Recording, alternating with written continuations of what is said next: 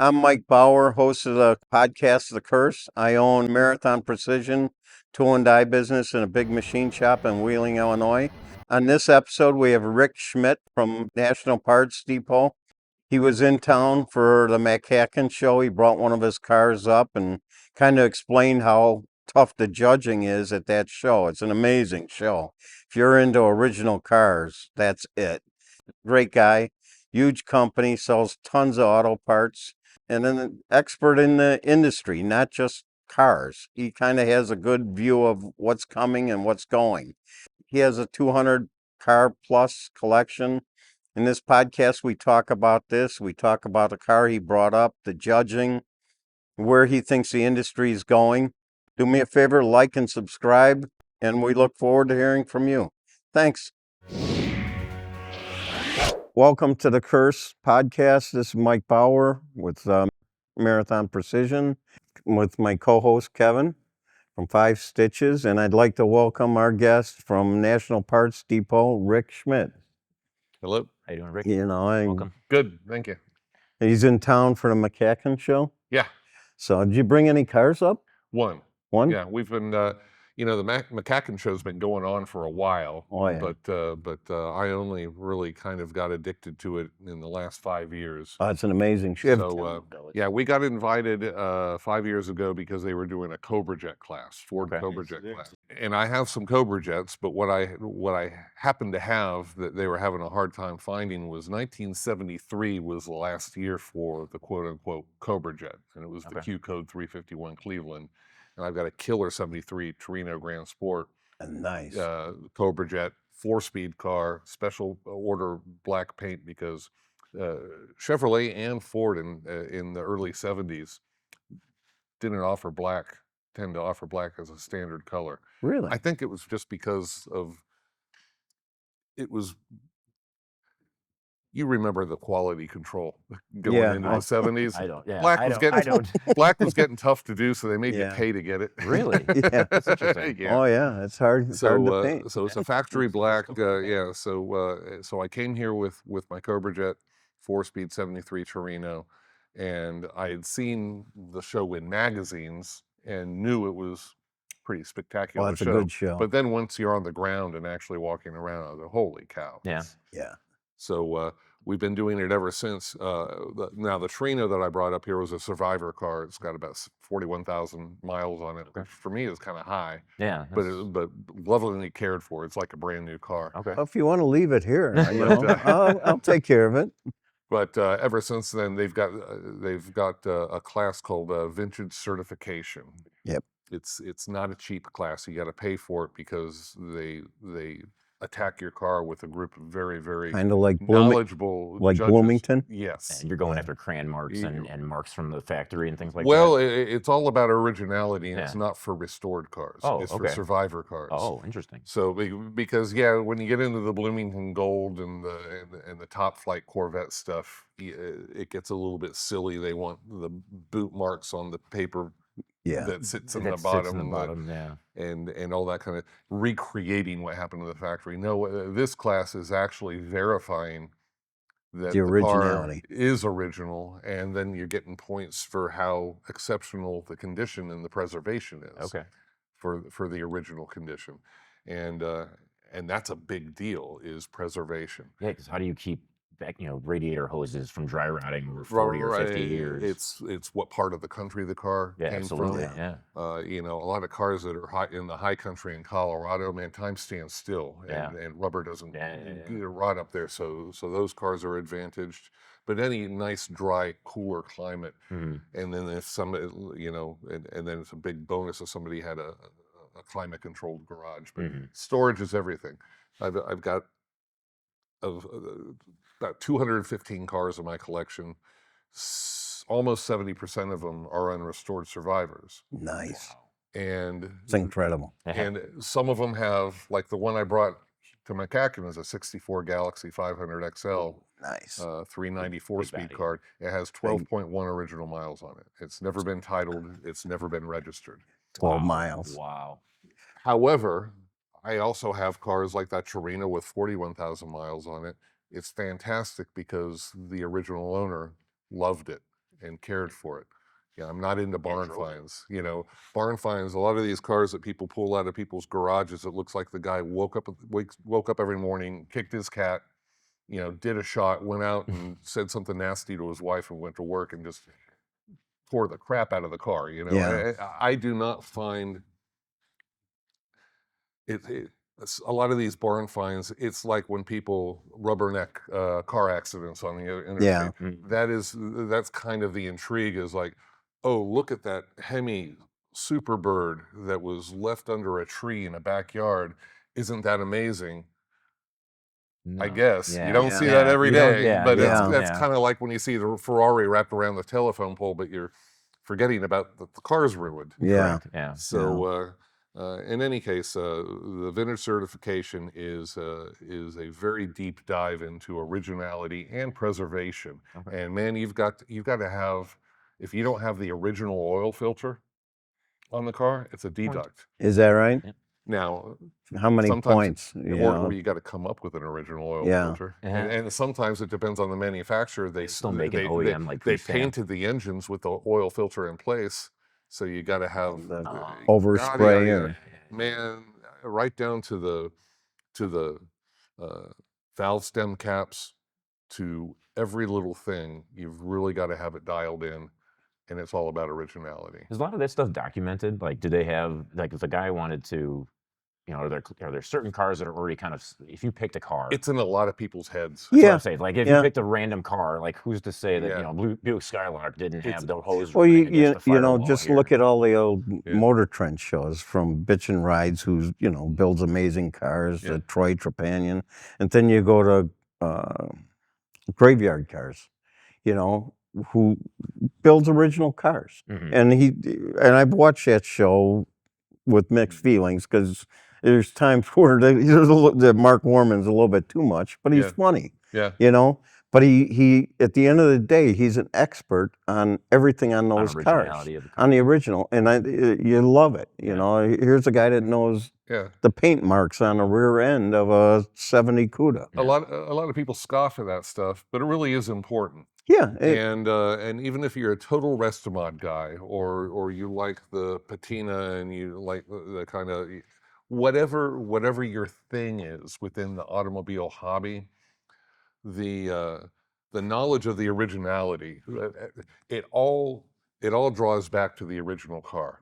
Correct. If that original car wasn't cool to begin with, then how is it going to be cool with an LS2 in it? And Yeah. it is really important. And that's why, because this day and age with the internet and social media and everything, old-fashioned clubs are kind of suffering in membership. But there's in those old-fashioned clubs is so much of this the tribal knowledge. Yeah. The Antique Automobile Club of America, I'll pitch them right now. AACA, they've got this expansive library of not just literature, but manuals and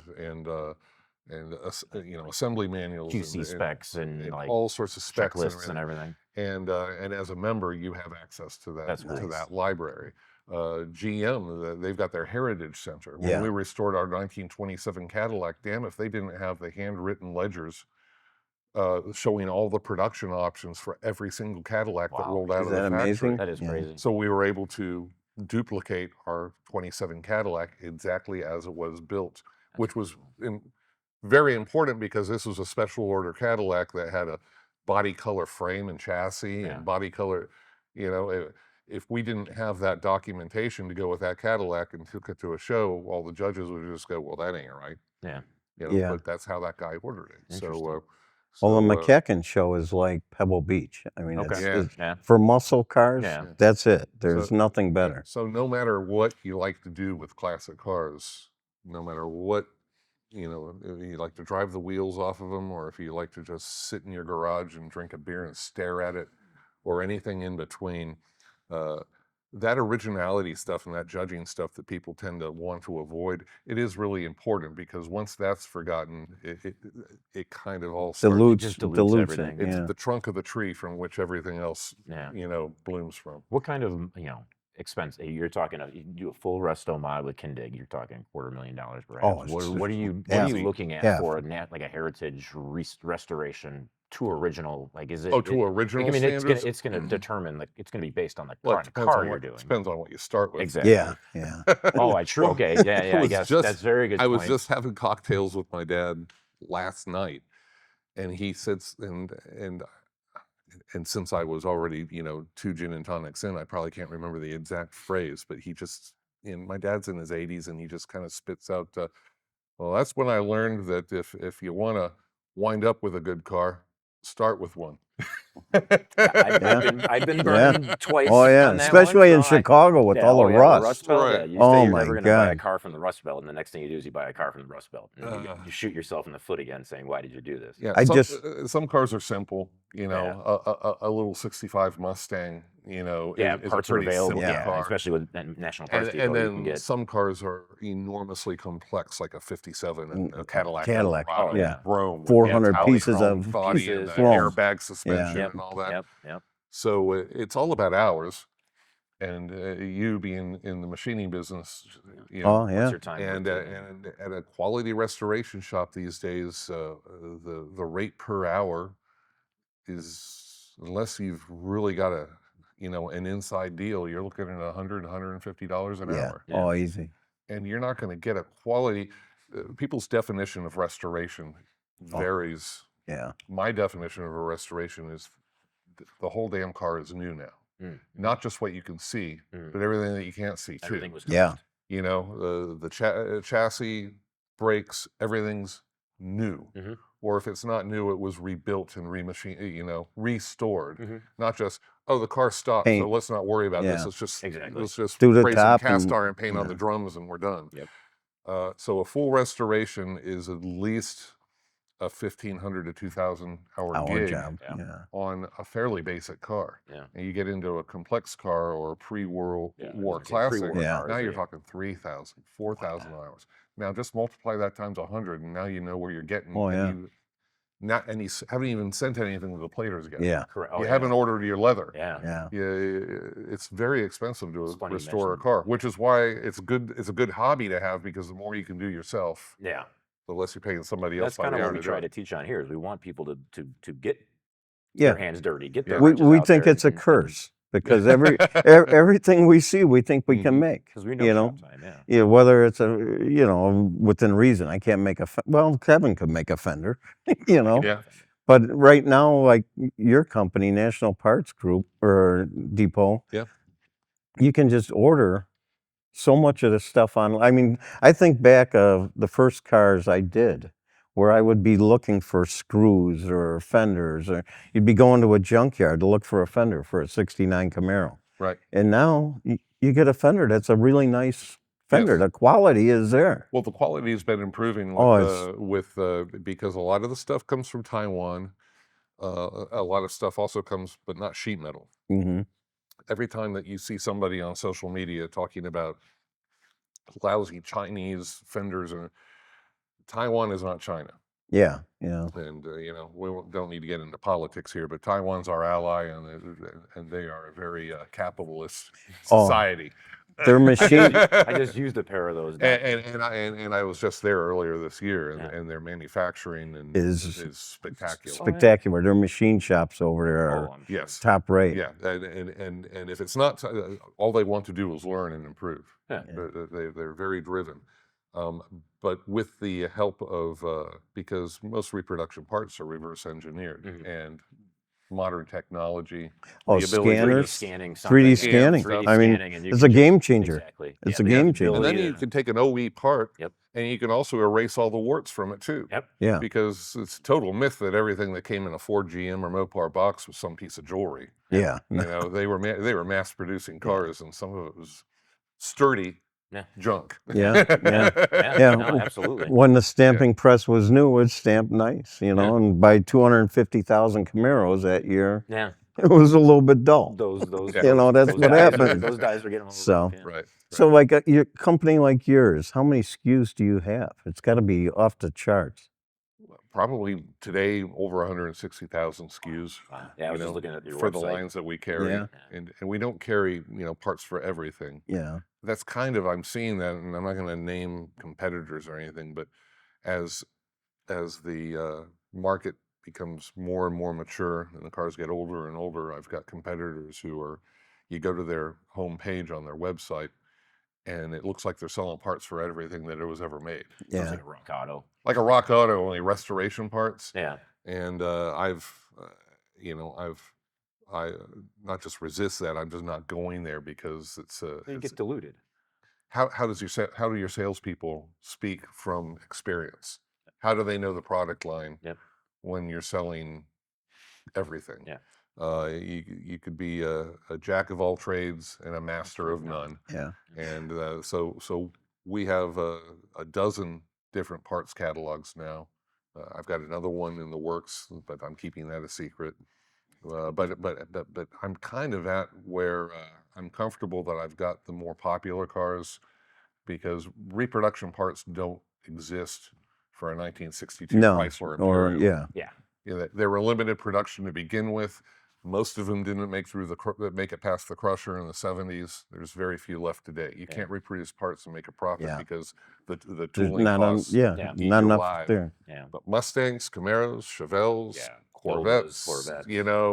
It's That's like it's the- open season. So we've Square always body trucks and things like that are You- starting to pickup take over. trucks are huge. Huge. Yeah. and growing. That's one of our biggest yeah. growing Do you, markets. do you see the generational change now, where you're getting it from 62 Corvettes, say, to 70 or 71? Now you start seeing Grand Nationals or Fox body You're getting like Mustangs. 88. You're getting like the late 80s pickup trucks. You're getting the old CK series, Silverado Fenders and things like that. Here's what I truly believe and what I see is yes, Fox body Mustangs and SN95 Mustangs, the 80s and 90s. I'm 58 years old, so when I was young and I finally had a job and could afford a new car, I had an 88 GT Mustang, modded it, drag raced the daylights out of it, and all that stuff. So those are all very hot right now, and we sell the Fox body Mustang parts. We haven't gotten into the third gen F body Camaro parts, but not to get off track.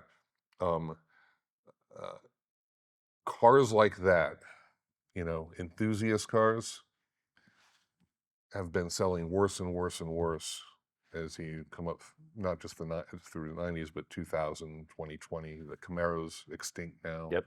The Challenger. Yeah, Pontiac's gone. Yeah. The Challenger might come back, or I don't know Yeah. I don't know what's the.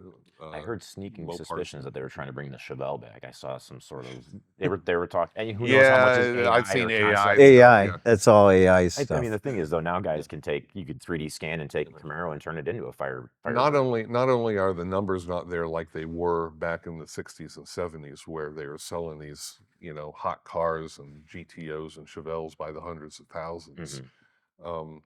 Also, you get into the 90s, and now you're getting into just more and more electronics. Wiring is a problem because all these different little fittings and connectors are unique, and You start playing around with emission is anybody stuff be because playing around with that? And then you've got all emission the stuff. emission stuff that came in the 80s with all the smog regulations. And those cars are not grandfathered out of it because they are emissions era cars. Yep. Long story short, I think the future of the hobby, as far as classic cars, is cars from the 50s. And I don't go with the really old stuff, the pre-war stuff, because with traffic and roads today, who can get out and enjoy those cars? You get run over. From the 50s forward, you can go out and dice it up. I'm a 55 guy myself. I love them. So from the 50s into the 70s and even in the 80s, these are cars that can be out on the road, but they're also very rudimentary in design. That a guy with a shop manual and an assembly manual and a set of Craftsman tools in his home garage might have a chance of rebuilding. So what my dad said, my dad was a Ford guy, and he always said, all I need is a 7/16, a half, and a 9/16. Yeah. And I can fix a Ford. You get into the more modern stuff. People think, no, the generations, nobody's going to care about the 60s cars anymore. They're all going to care about this new stuff. Nobody's restoring this new stuff. It's not restorable. Yeah. I learned that lesson. That was the first car I restored, was an 86 Camaro. I bought an 86 Camaro for $900 and I ripped it down to nothing, and I couldn't find parts anywhere. Nobody was selling them. There wasn't NPD selling parts. Right. I was buying scrap Firebirds and Frankensteining this Camaro together in my garage. But I did it. You know, they were selling subframe connectors and things like that, but Roadster Shop didn't have their frames. What I see people, even younger people, still are super into the older stuff. Oh, yeah. And even my youngest daughter, who's 20 now, she likes older music and she likes vinyl records. I think there's a lot of, anytime you try to pigeonhole the young kids and go, oh, they're just on their phones, they always seem to rebel and say, oh, you think you know me? Watch this. Yeah. And they all grow up. I just see the same 3 decades of cars being restored over and over and over again. I agree completely. And I tell my crew in the office, I was like, thank goodness for how many people out there in this hobby with very, very poor restoration skills. Because if it wasn't for them, it wouldn't we be wouldn't have the new time. guy who purchased this car and realized I got to do this all over again. Yeah. Or they're going to do it in the colors and shape that they wanted. Or they're gonna, but the cars, they just keep on getting rebuilt and rebuilt and rebuilt again. Somebody else's botched job is another person's opportunity. Absolutely. But they're simple. There's not 12 airbags hidden all over the place. There's not 3 or 4 computers and a digital dashboard that once the friggin' display goes out, and then what do you do? Yeah. But that's what everybody's putting in now too, which is so funny. Right. Everybody's going Dakota Digital style, you know, so resto the mod. future of classic car restoration will remain I think you're right, in that age group. Where you can actually take it apart and put it back together again without losing your mind or running or not having parts. I see that. I completely agree with you in terms of how full body restorations will not touch anything beyond the 80s. Like you're going to have a guy that's going to want to work on an 85 Grand National or something, obviously. But I think you'll still get customization.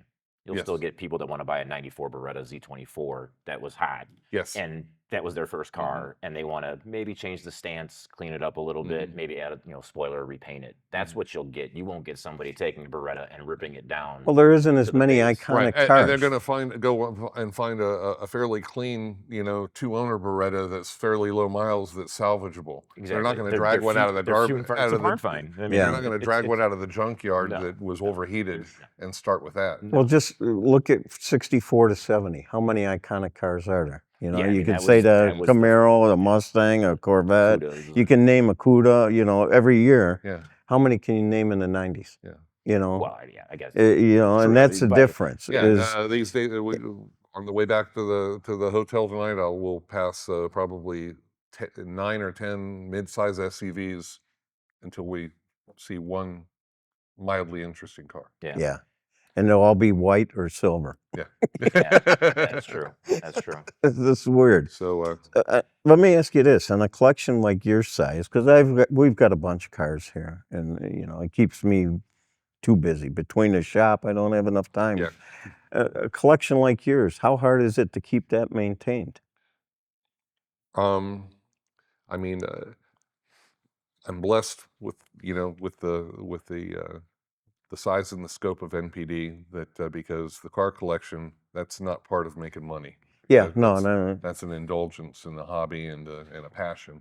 God bless you. But I do have 2 very talented and skilled gentlemen who work for me full time, trying to keep all those cars, because it's not a static collection. Everything needs to be an operational car, a fully functioning car. There's a lot of collections out there where everything's a potted plant, and when it goes up to auction, they got to push them all across. Oh yeah, they haven't run in 20 years. They don't run. Yeah. Well, those 2 guys got to be really talented. That's why people are, what are you looking for now? It's like, absolutely nothing, because we're already going backwards. We're swimming upstream trying to keep everything we going. have. If you need a wrench, let me know. if you had a group that's heavy, which would you say? Is it 50s or 60s or Chevys or Fords, or you guys? There was an auction in Chicago, Claremont, and that was about as eclectic as you can get. I'd say that if you were to paint with a broad brush. The collection is kind of split straight down the middle, half Ford product, half GM product. A few Mopars. The Mopar thing was just back in the day. My dad, when he was in his 20s, he was just like I was when I was, always in the dealership showrooms for all the manufacturers, checking all the cool stuff. And Dad told me that he used to always try to like the Mopar stuff in the showrooms, but the fit and finish and build quality, was with a subpar. machinist's Yeah. background, Yeah. he would just go out and I can't buy that. So he always had this thing about how Mopars weren't really great when they were new, sitting in the showroom floor, dirt in the paint, and you could stick your fingers through the body gaps. He said something about, I thought I wanted one of those new Cudas, and I opened the hood and I could do this with the hood, Yeah. when it was open. So sorry to all the Mopar fans out there. Not a whole lot of Mopars in the collection, mostly because he still would love, I'd love to have a 68 Charger. Same. I've got a short list of Mopars that I'd love that's to have in my mine. collection. But Mopars go for steep money. It's And my dad has always been a relative thinker. Back in the 90s, when we started collecting heavily, Tri-5 Chevys were hot. Yeah. Fuel injected 57 Chevys were bringing over $100,000 in the early 90s. When you adjust for inflation, big money. And we'd be at those auctions. My dad would elbow me and go, let those guys bid on those damn Chevys. He's like, we buy 3 or 4 nice Cadillacs for the price of that one Chevy. Yeah. So we bought Cadillacs and Lincolns and Buicks and Oldsmobiles and Mercurys and Fords, and then a whole lot of everything in between. I got a lot of Mustangs because Mustang parts was probably, to this day, is the biggest market, I just bought a 70 Mustang and Kevin may go down, or my son-in-law may go down. A good friend of mine's 94 years old. Yeah. Just a sweetheart of a man. I've known him 49 years.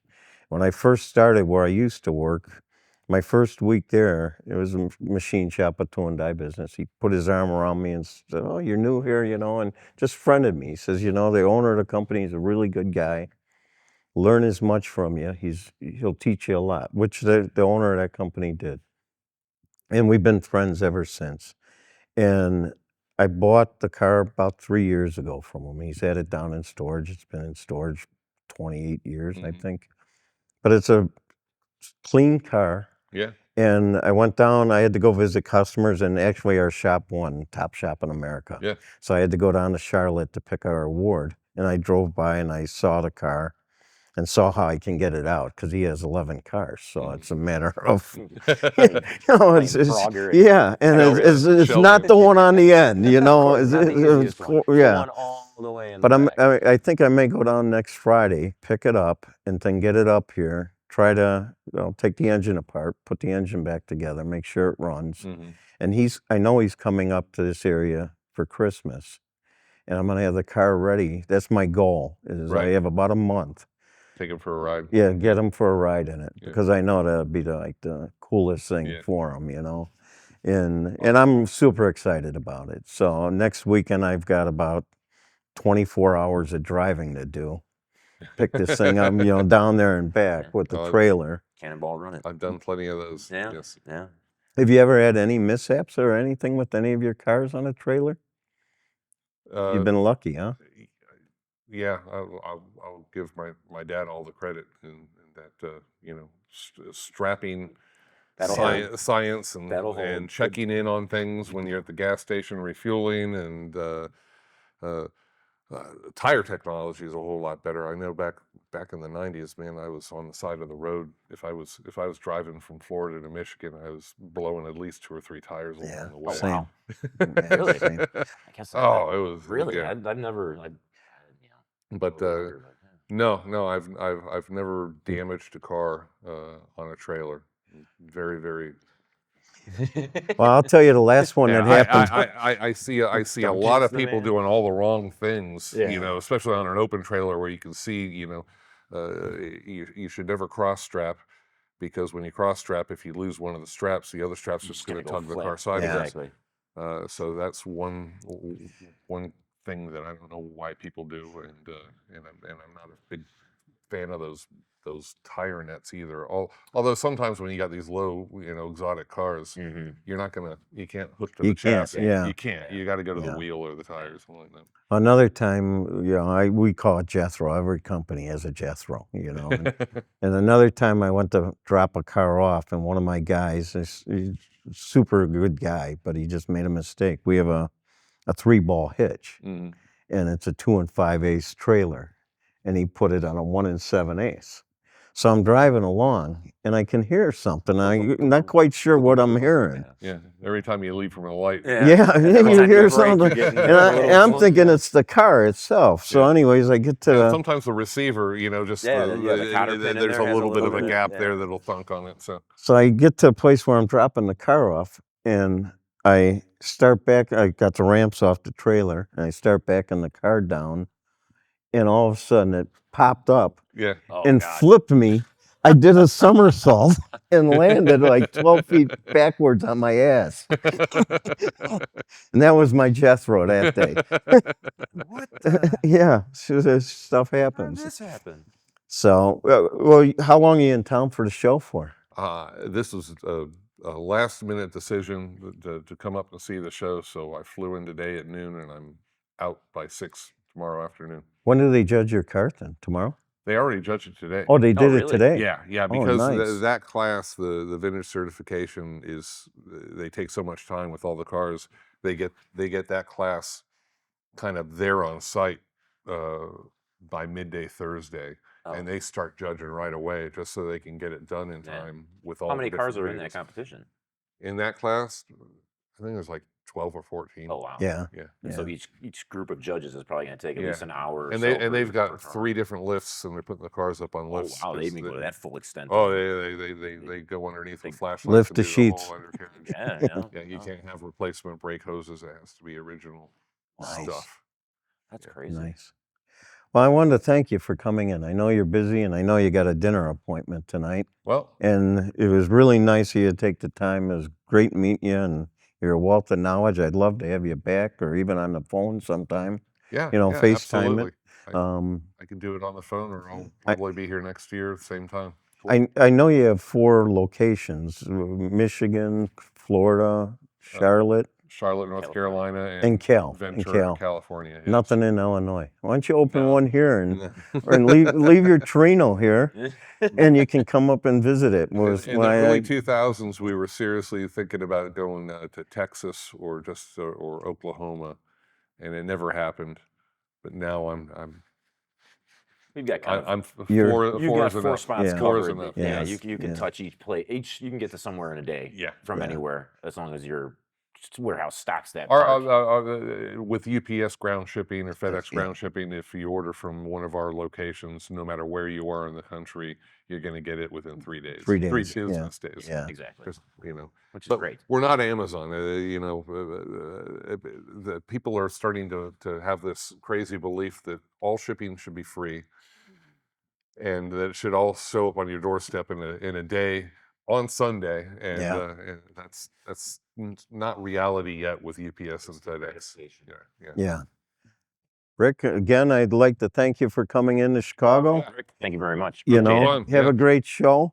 Till the next podcast, we'll be back in 2 weeks. I think Wayne Carini's going to be on. I know Troy Trepanion's coming up.